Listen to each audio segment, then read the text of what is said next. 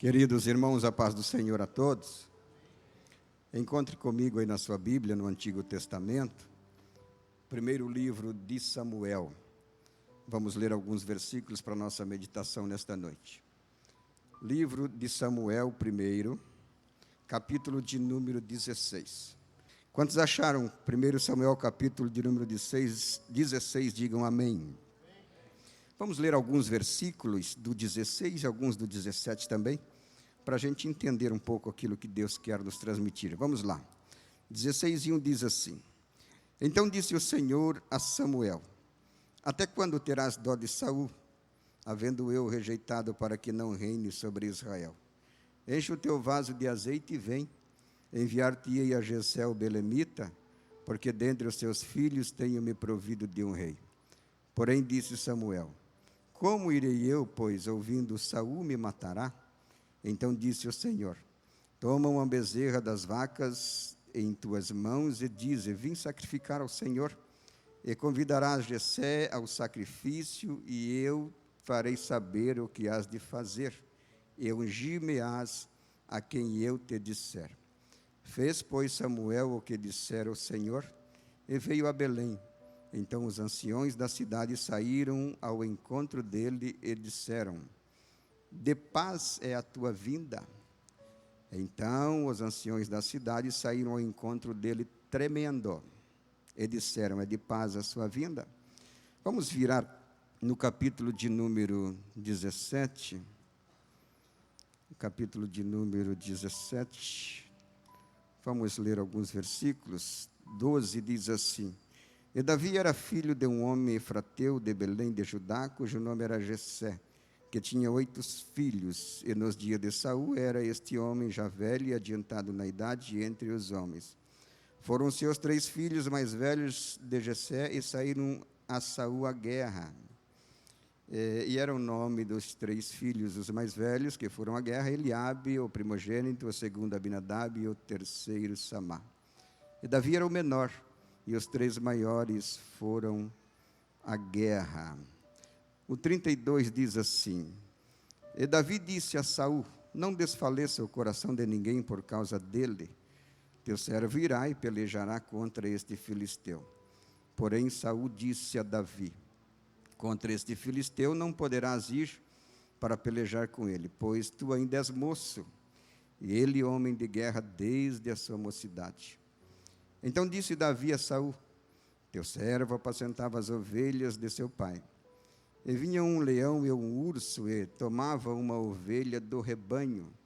E eu saía após ele e o feria, e o livrava da sua boca. E levantando-se ele contra mim, lançava-lhe a mão da barba, e o feria, e o matava. O versículo de número 40 diz assim: E tomou o seu cajado na mão, e escolheu para si 5 seixos do ribeiro, e pô-los no alforje de pastor que trazia, a saber, o surrão. E lançou mão da sua funda e foi-se chegando ao filisteu. Diga assim comigo: e escolheu para si. O que Davi fez? O que ele fez? Ele escolheu. Vamos lá, repetir de novo. Escolheu para si 5 pedras do ribeiro. Muito bem, glórias a Deus. Baseado nesse texto e nesse contexto também, eu quero falar algumas coisas aos irmãos que Deus tem colocado no meu coração. Nós estamos localizados aqui no livro de Samuel, e Samuel, por sua vez, ele é o último juiz de Israel. Antes do livro de Samuel, nós temos o livro dos juízes.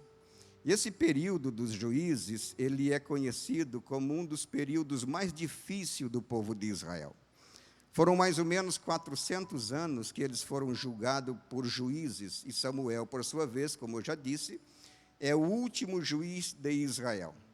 Esse período dos juízes, ele é também conhecido como sendo o período da anarquia, período onde havia muita bagunça, desordem, onde cada um andava conforme o sentimento e a direção do seu próprio coração, porque Israel ficou sem liderança depois que Josué e todos os anciões morreram. Aí então vem o livro dos Juízes e Israel passa a viver esse período conturbado, difícil. Foram mais ou menos 400 anos de dificuldade, muita guerra. Nós estamos aqui num contexto de muita guerra, bastante guerra. De vez em quando, nesse período de mais ou menos uns 400 anos, o Senhor levantava juízes em determinados pontos da nação de Israel para julgar as causas do seu povo e também para sair à frente das guerras e das pelejas e livrar Israel. Em alguns pontos assim esporádicos, em algumas localidades.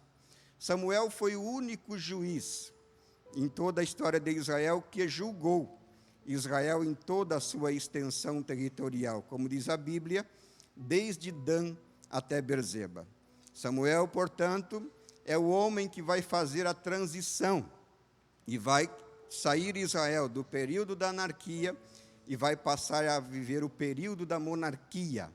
É justamente Samuel que vai fazer essa transição de forma de governo em Israel nesse período de guerra. Samuel era juiz e, como juiz, ele julgava as coisas de Israel, as causas do povo. Mas Samuel também ele era sacerdote e, como sacerdote, ele representava o povo diante de Deus. Samuel também era profeta e, como profeta, ele falava, profetizava e orientava o povo, falava de Deus para o povo. E observe, portanto, que o período aqui é de muita guerra. E esse é o período em que está escrito a história de Davi, que venceu o gigante Golias. Uma das histórias mais conhecidas da Bíblia Sagrada. Todos já ouviram falar da história de Davi. Lá na escola dominical, já quando a criancinha lá de tenra idade já começa a frequentar a sala, os professores logo já vão contando a história de Davi para as crianças pequenas, e todos os crentes crescem na igreja conhecendo de cor e salteado a história de Davi, deste moço que matou o gigante Golias com uma pedrada. Muito bem, Samuel vai fazer então a questão da transição de governo da anarquia para a monarquia, e o período é de guerra. Há um pé de guerra aqui. Israel e os filisteus estão preparados para a guerra. No meio estava um vale, no lado uma montanha, no outro lado outra montanha. O exército de Israel de um lado e o exército dos filisteus de um outro lado. Observe que eles ficaram 40 dias ali, se preparando ou preparados já para a guerra que poderia acontecer a qualquer momento. E diz o contexto que surge um homem que nós conhecemos chamado Golias para desafiar o exército de Israel. Golias era um gigante de quase 3 metros de altura, um homem guerreiro, experiente na guerra. E nesses 40 dias ele fica afrontando o exército de Israel e chamando alguém, um homem, um soldado de Israel que pudesse lutar com ele. Bom, observando os princípios da guerra e sabendo que nenhum soldado ele toma alguma atitude na guerra sem antes falar com o seu comandante, eu posso presumir, portanto, que Golias, o gigante, ele falou com o seu capitão e disse o seguinte: capitão, o negócio é o seguinte, nós estamos preparados para a guerra, existe aqui do nosso lado dezenas, centenas e milhares de soldados. Do outro lado de Israel a mesma coisa, existe centenas e milhares de soldados. De maneira, capitão, que vai haver aqui uma guerra e um derramamento de sangue muito grande. Eu digo que Golias, ele é um gigante. Permita-me tecer alguns elogios a Golias, só não se precipite nas suas conclusões que depois eu falo. Observe bem que Golias, a Bíblia diz que ele era esse gigante, e eu penso que Golias não era um gigante só na estatura, só na altura. Gigante ele era também na questão da percepção, na questão do bom senso, porque ele se prontifica a lutar com um soldado de Israel, porque ele queria, na verdade, evitar um derramamento de sangue muito grande. Como eu falei, eu presumo que ele falou com o seu capitão e se disponibilizou a lutar com um soldado de Israel. E o próprio Golias, mesmo tendo a confiança de um habilidoso soldado de luta, de um guerreiro experiente, mesmo assim, ele sabia que existia nessa luta que ele ia travar com quem ele ainda não sabia. Ele sabia que existia uma possibilidade de ele perder essa luta. Porque ele mesmo fala e diz o seguinte: olha, se vocês tiverem um soldado para lutar comigo, se o soldado vencer, nós seremos seus servos. Olha a possibilidade que ele abre de perder essa guerra. Se eu vencer e ferir o soldado de Israel, aí então vocês serão nossos servos. Então, Golias, na verdade, ele era um verdadeiro gigante. Gigante na percepção, gigante no bom senso, querendo evitar um derramamento de sangue. E ele mesmo considera a possibilidade dele perder a luta, não obstante a sua habilidade na guerra. Então, veja bem, meus irmãos, observe que ele é esse gigante. Mas, afinal de contas, pastor, qual é o problema de Golias, então? O problema de Golias é que ele está posicionado no lado errado. Esse é o problema de Golias. Ele está do lado de lá. É um verdadeiro gigante mal posicionado. É um gigante em todos os sentidos, posicionado no lado errado. E nós, por vezes, precisamos tomar esse cuidado, porque eu sei que existe milhares de gigantes por aí afora, pessoas habilidosas com uma capacidade extraordinária, mas que, no entanto, estão posicionados no lado errado. E se você é um gigante dessa natureza, eu quero dizer para você o seguinte: se posicione do lado certo nesta noite.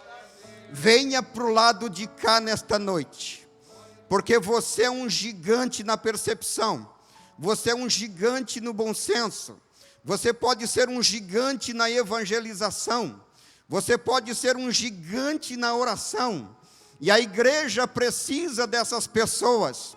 Então venha para o lado certo, se posicione de forma correta e Deus vai usar você para a glória do seu nome. Até porque, se Golias, ele só tem uma coisa a fazer: ou ele se posiciona no lado certo, ou inevitavelmente ele vai ter que se encontrar com Davi. Não tem jeito para Golias.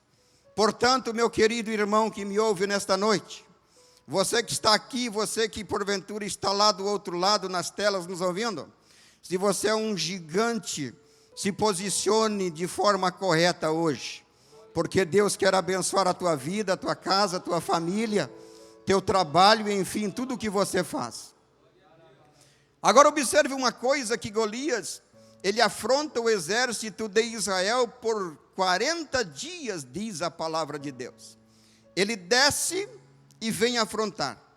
E os soldados de Israel, junto com Saul, estavam todos tremendo. A Bíblia diz que eles tremiam de medo.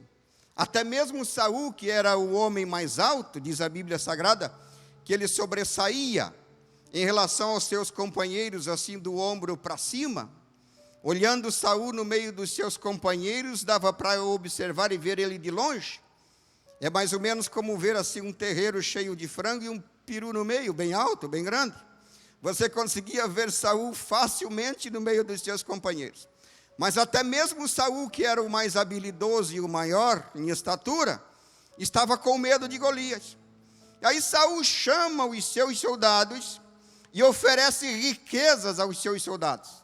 E diz o seguinte: olha, o homem que se prontificar a descer lá e lutar com Golias, eu vou enriquecer de todas as riquezas possíveis, vou fazer a família dele isento de imposto em Israel, e ainda vou dar minha filha para se casar com ele.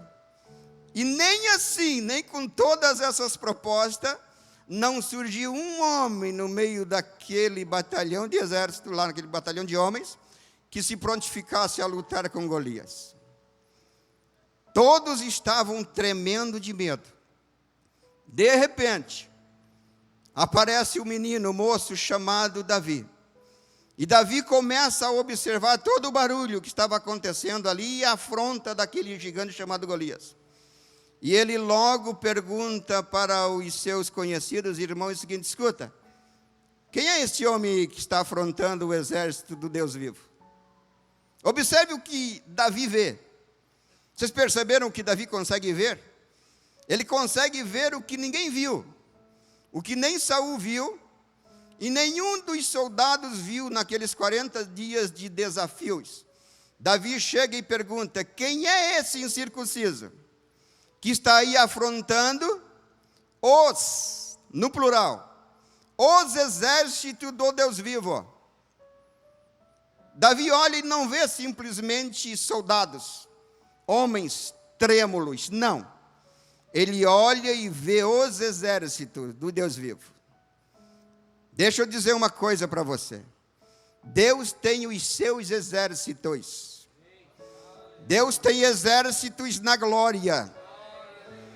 Milhares e milhares de anjos que formam o exército do Senhor. São os exércitos de Deus. Deus tem exércitos nesta terra. Todos os exércitos deste mundo pertencem a Deus. Nada fica fora. Nada, absolutamente nada. E nenhuma arma dispara um tiro sequer, se Deus não permitir. Porque os exércitos pertencem a Deus, pertencem ao Senhor. Então fica tranquilo, levanta a tua mão e glorifica o nome do Senhor. Porque Ele é conhecido na Bíblia como o Senhor dos exércitos. Não tem o que Ele não consiga fazer. Todas as coisas estão debaixo do seu domínio. Nenhuma espada corta, nenhuma arma tira, se não for debaixo da permissão e da autoridade do nosso Deus. Você pode glorificar o nome dEle? Eu sinto a glória dEle, eu sinto a presença. Eu sinto a presença dEle, sinta a glória dEle aí. Sinta a presença dEle aí, vai, sinta a glória dEle. Ele é o Senhor dos exércitos, Ele está conosco. Não temas, não temas, não temas, não temas, não te preocupa. Você é chamado e escolhido dEle. Davi viu aquilo que ninguém viu. Mas afinal de contas, pastor, quem era Davi? Quem era Davi? O que aconteceu com Davi? Deus disse para Samuel: Samuel, até quando terás dó de Saul? Saul era o rei, que não agradou a Deus. E Deus chama Samuel e diz: Samuel, até quando tu terás dó de Saul, tendo eu rejeitado? Enche o teu chifre de azeite e vem até mim, e enviar-te-ei a Jessé o belemita, e lá você vai ungir um rei. Lá eu vou te mostrar quem é o rei que você vai ungir. Samuel diz para Deus: mas Senhor, se Saul souber disso, ele me mata. Deus diz para Samuel: Samuel, prepara uma bezerra e leva em sacrifício e diz que tu vais sacrificar ao Senhor. Samuel pega a bezerra e vai em direção a Belém. E quando ele entra na cidade de Belém, os anciões vêm ao encontro de Samuel encontrar ele fora da cidade. E a Bíblia diz que os anciões vieram tremendo encontrar Samuel. Havia duas coisas aqui que fazia aquele povo tremer nesses tempos. Uma delas era o exército dos filisteus armado até os dentes. E a outra era a presença de Samuel. Você já parou para pensar nisso? Samuel fazia o povo tremer. Mas o que Samuel tinha que fazia o povo tremer? Anciões, autoridades da cidade foram ao encontro dele tremendo. E perguntaram para ele: é de paz a tua vinda, homem de Deus? É de paz. Vim sacrificar ao Senhor. Você já parou para pensar nisso, obreiro? Você já parou para pensar nessa situação? Homens vindo ao teu encontro. Quem era Samuel? Profeta, sacerdote, juiz. Por isso que eles tremiam. Observem bem. Aí ele entra na casa de Jessé. Está ali Samuel, os anciões da cidade de Belém, todas as autoridades constituídas da cidade estavam dentro da casa de Jessé. Estava ali todos os filhos mais velhos de Jessé. Estava ali Samá, Abinadab, Eliabe estava ali. E quando Samuel entra e percebe Eliabe bonitão, forte e robusto, logo ele pensa, pronto, está aí o ungido do Senhor. E ele vai em direção a ele para ungir, e Deus brada e diz, não, não é este Samuel, porque você vê o que está na frente dos olhos, porém o Senhor olha para o coração. E diz a Bíblia que passa Samá, passa Abinadab, passa Eliabe, os três mais velhos, mais robustos, na frente de Samuel, Samuel com um chifre cheio de azeite preparado para derramar. A comida estava pronta, o sacrifício, a mesa estava preparada ali. Passa todos os filhos de Jessé, e Deus não se agrada, não é nenhum deles. E Samuel fica confuso no momento e pergunta a Jessé, Jessé, o que está acontecendo? Acabaram-se os mancebos, acabaram-se os moços? E Jessé responde e diz, olha, existe o menor, tem o menor que está no campo cuidando das ovelhas. E aí vem uma ordem divina, vem uma ordem de Deus que diz o seguinte, a mesa está preparada, o sacrifício está pronto, estão todos vocês aí, mas a ordem é a seguinte, ninguém se assenta na mesa, sem que ele chegue, vá buscar ele, fica todo mundo aí em pé esperando, porque ninguém se assenta na mesa sem que ele venha. Isso não era a ordem de Jessé, isso não era a ordem de Samuel, isso era a ordem que vem de Deus, que vem do Senhor. Davi está lá no campo, cuidando das ovelhas. Agora imagina você a situação que se criou dentro da casa de Jessé. Porque eu não sei a distância que estava Davi da casa. A Bíblia não diz quanto tempo ele leva para chegar. Jessé manda alguém chamar. Não sei se Davi leva 2 horas, 3 horas, 4 horas para vir, não sei. Mas a verdade é que a mesa estava preparada, os anciões estavam ali, Samuel, o profeta, o juiz e o sacerdote estavam ali, Jessé estava ali, os filhos dele estavam todos ali, olhando um para o outro, sem entender muita coisa, e ninguém podia se assentar na mesa. Parece que eu posso ver Eliabe dando uma volta lá fora, balançando a cabeça, desacreditado, sem saber o que fazer. Parece que eu posso ver Jessé dando uma sacudida no Samuel, dizendo, Samuel, o que está acontecendo? Está todo mundo aí, estão os meus filhos, os mais velhos, os mais robustos, os mais apropriados, estão todo mundo aí. E Samuel diz, não, chama ele. Sem ele chegar aqui, ninguém se assenta na mesa.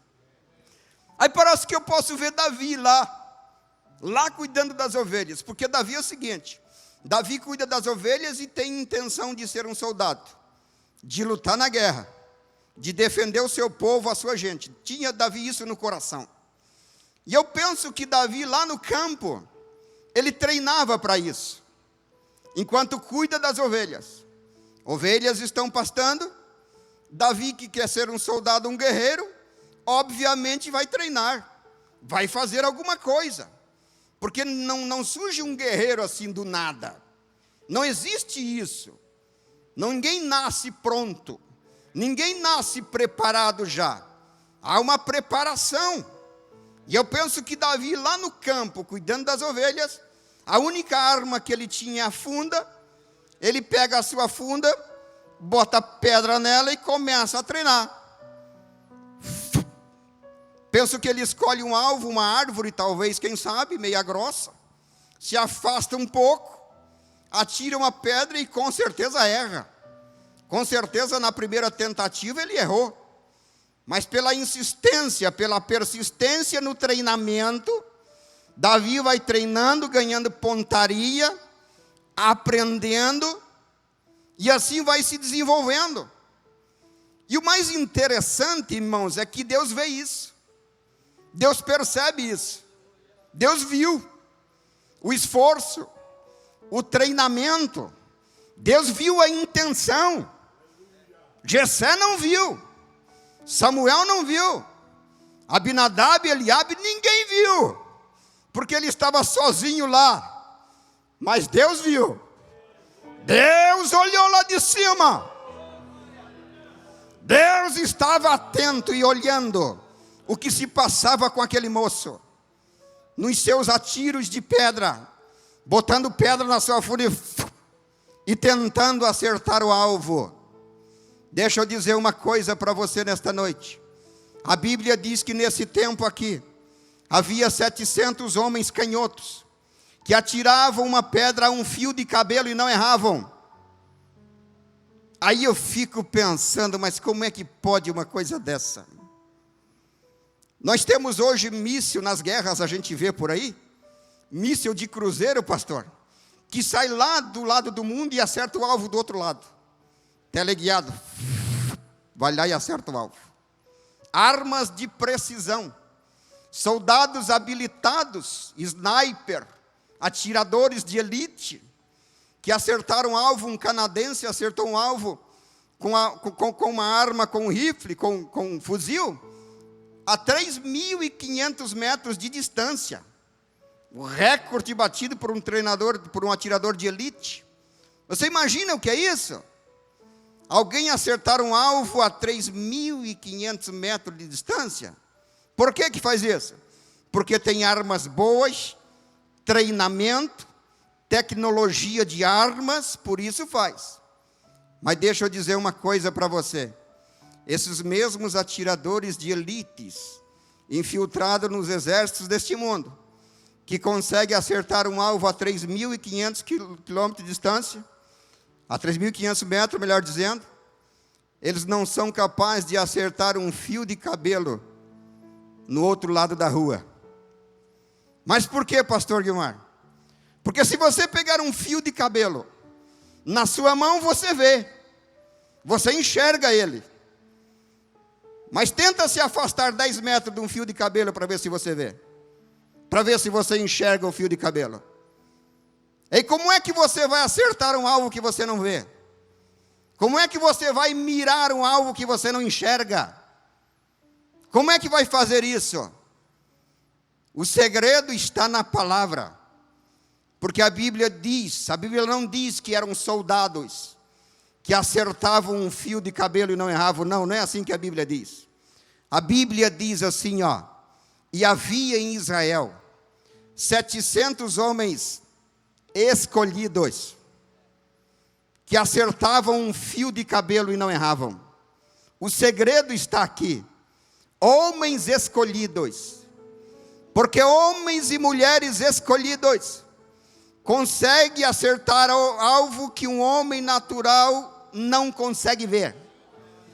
Porque a nossa guerra não é contra a carne, não é contra aquilo que você está vendo, não. A nossa guerra é com principados e potestade, é com aquilo que os seres humanos natural não conseguem ver. Mas você vê porque você é escolhido. Jesus disse: eu escolhi a vós, eu vos nomeei para que vades e deis fruto, mas você é escolhido, e portanto você consegue, você acerta, vai na oração, na força, e vai dar certo em nome de Jesus. Tem um monte de gente olhando e escolhendo o alvo, mas Deus escolheu você para acertar alvos que ninguém vê, para você derrubar principados e potestades neste mundo, para que a igreja marche e as pessoas sejam evangelizadas e convertidas para a glória do nome de Jesus. Imagina Davi lá acertando os seus alvos, treinando com a sua funda. Ninguém vê, Deus vê, Fernando, Deus vê. Aí sabe o que acontece quando existe alguém assim com essa intenção boa, que nem Davi? Deus ajuda. Aí Deus vai ajudar. Deus vai ver lá o Davizinho com a pedra e com a funda treinando? 1 dia, 2 dias, 3 dias, 1 mês, querendo ser soldado e defender o seu povo? Deus ajuda, vai ajudar com certeza, pastor William. E o que Deus faz para ajudar? Davi estava lá tirando pedra e cuidando das ovelhas. Tinha um urso por ali. Olha como Deus ajuda. Tinha um urso por ali comendo alguma coisa nas imediações. A Bíblia não diz isso que eu vou dizer, mas me dá o direito de pensar, porque Deus tem domínio até sobre os animais. Davi está por ali cuidando das ovelhas e o urso na volta. Parece que eu posso ver Deus descendo e ir lá dizendo para o urso o seguinte: urso, está vendo aquele menino lá?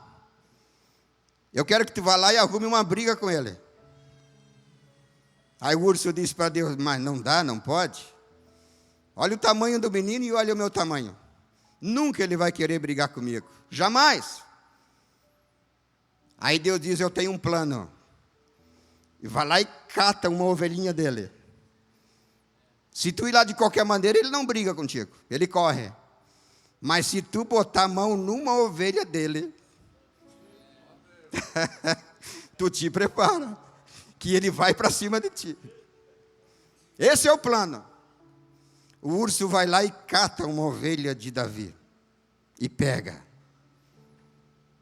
Davi sai em cima do urso e vai brigar com ele, o urso de 200 quilos. Não é que Davi pega, o missionário, pau e pedra assim para jogar no urso. Não é isso que está acontecendo. Não é.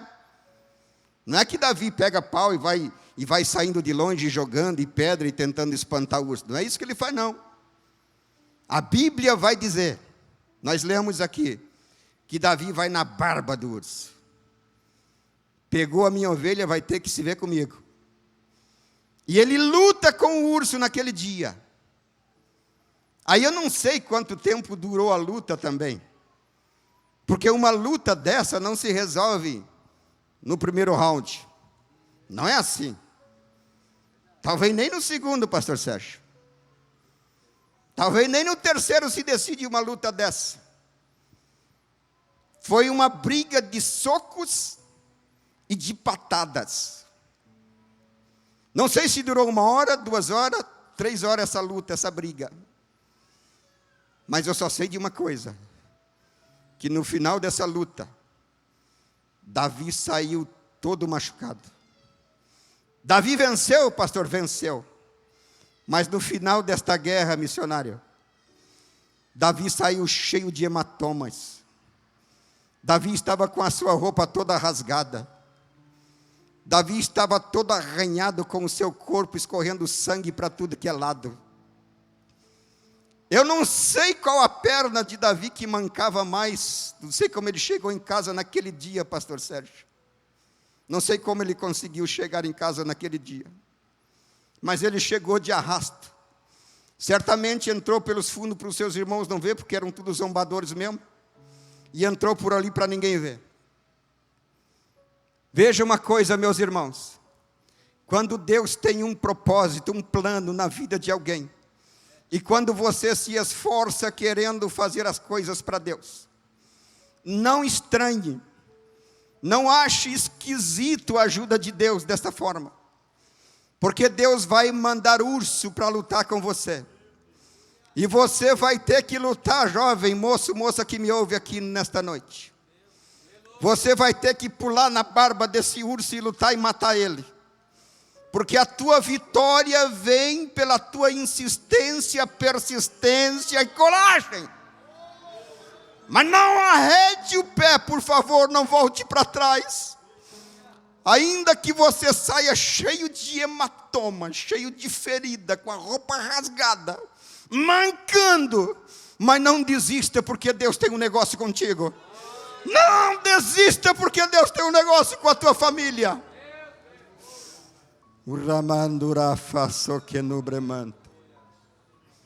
Davi estava lá assim, dessa forma. Parece que eu posso ver Jessé dizendo para alguém, não sei quem foi dos irmãos, indo correndo chamar Davi. E às vezes eu penso, coisa minha, pastor Sérgio, às vezes eu penso que Davi escreveu o Salmo de número 23 aqui, porque Salmo é cântico. e é escrito baseado numa inspiração, em algum fato. Eu penso às vezes que ele estava escrevendo o Salmo de número 23, quando alguém foi chamar ele no campo. Aí estava lá o Davi olhando as ovelhas, cuidando, treinando e escrevendo o Salmo e dizendo: Senhor é meu pastor, nada me faltará.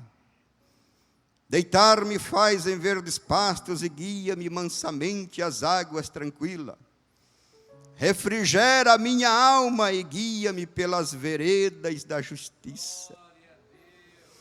Ainda que eu andasse pelo vale da sombra da morte, não temeria mal algum, porque tu estás comigo. A tua vara e o teu cajado me consolam. Parece que quando Davi chega aqui, ele ouve uma voz que chama: Davi! Aí ele interrompe, eu penso que ele interrompe o salmo aqui, porque ele ouve a voz de alguém chamando: Davi! Estão te esperando lá em casa. Aí Davi vai, segue o mensageiro, chega dentro de casa, chega em casa. E quando ele chega assim, ele vê Samuel, vê Jessé, vê todos os seus irmãos por ali rodeados e a mesa preparada. Aí parece que ele continua o salmo ali, naquele ponto, e diz: preparas uma mesa diante dos meus inimigos, unges a minha cabeça com óleo e meu cálice transborda. Certamente a bondade e a misericórdia me seguirão todos os dias da minha vida, e eu habitarei na casa do Senhor por longos dias. Você pode glorificar o nome de Jesus? Você pode engrandecer o nome do Senhor?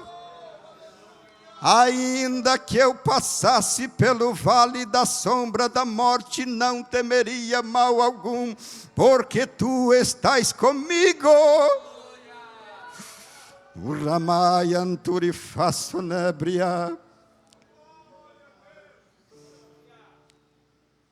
Mas aí Samuel, melhor dizendo, unge a Davi no meio de seus companheiros. E a partir daquele dia, diz a Bíblia Sagrada, que o Espírito Santo se apossou de Davi. A partir daquele momento ali.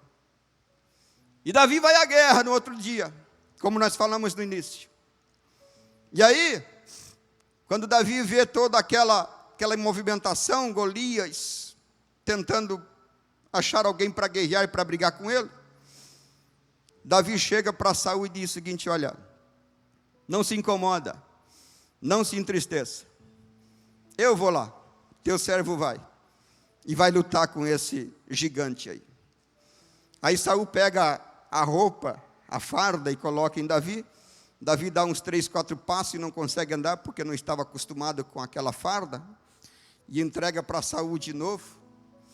Aí a Bíblia diz que Davi vai até o ribeiro e escolhe para si 5 pedras do ribeiro. Davi escolheu 5 pedras no ribeiro. Por que Davi escolheu? Eu posso imaginar por quê. Deixa eu dizer uma coisa para você. Eu vivi até os meus 11 anos lá no sítio do meu pai. Meu pai tinha um sítio, umas terras bastante grandes. Nos 11 anos de idade eu estava lá ainda, e meu pai veio para cá, vendeu tudo, sítio, máquinas que tinha por conta de uma doença na família, que o médico orientou ele a dizer: tu vai para lá, some daqui, dessa terra seca, porque senão teu filho vai morrer. Pega um lugar mais úmido no litoral, vai para lá e fica lá, mora lá, senão teu filho morre. Ele tinha umas terras grandes que eu, com a minha perna curta, eu levava umas 2 horas para atravessar de um lado no outro. E eu vivia naquelas terras do meu pai caçando. Eu tinha uma funda, nos meus 11 anos. E eu tinha uma bolsinha assim de pano que a minha mãe tinha feito, e eu botava no lado. Assim saía caçar passarinho com uns amigos que tinha. Uns 3, 4 coleguinhas que eu tinha por ali, a gente vivia naqueles matos caçando na terra do meu pai. E aí vai que deixa eu dizer para você uma coisa.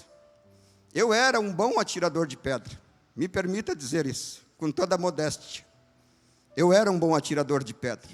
E eu te digo por quê. Certo dia nós estávamos vendo um beija-flor assim longe, a uns 30 metros de distância, e eu disse para os meus coleguinhas: vou matar o beija-flor. E eles disseram: não vai matar, é muito longe e ele é muito pequeno e tu não mata de jeito nenhum. E eu disse: vou acertar. Eu não queria matar, mas como eu me senti desafiado, eu peguei a minha funda e a pedrinha que eu tinha e matei o beija-flor e depois chorei.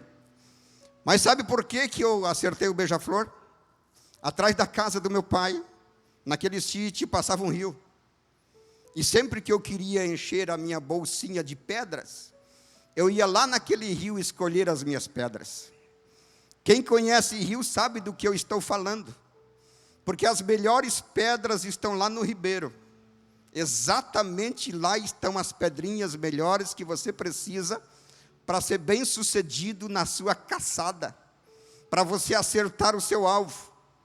Aí lá, missionário, no rio que passava atrás da casa do meu pai, eu ficava de joelhos ali, com a minha bolsa, e escolhendo pedra, e revirando, e revirava para cá, e revirava para lá.